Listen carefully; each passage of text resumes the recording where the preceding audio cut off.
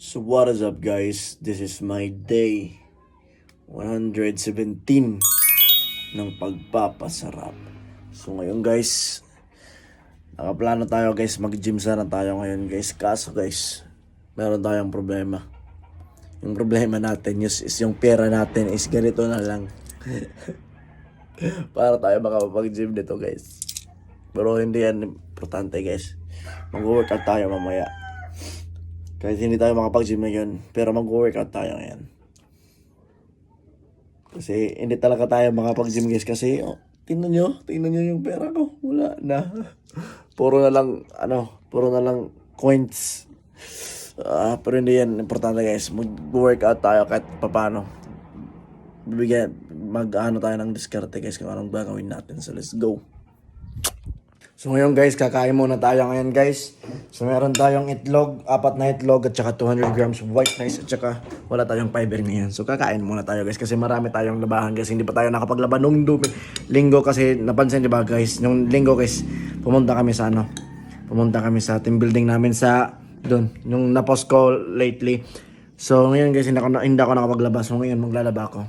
Tapos mag-workout na rin. So kakain muna tayo para may energy tayo ngayon. Let's go!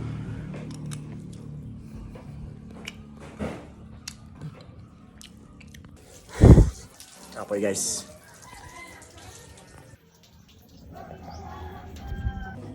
So yun guys, kakatapos pa lang natin maglaba guys. Alas 5 na, natapos na rin tayo sa mga gawain natin. So maliligo na ako. And then magti-treadmill na rin guys. Kasi hindi tayo nakapag-gym guys kasi wala tayong budget. Nakita nyo guys kanina guys, yung budget ko is puro na lang piso. So tara, let's go.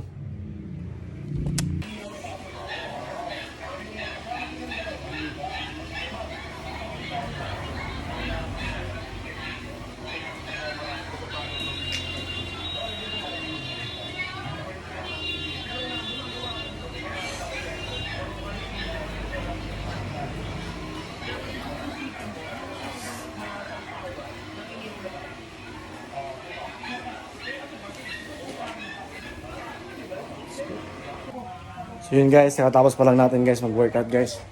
So, ito na yung nakakapagod.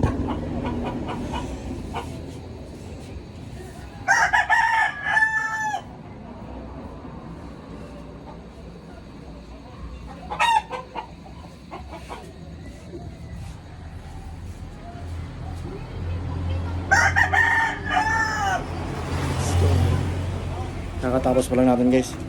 Let's go.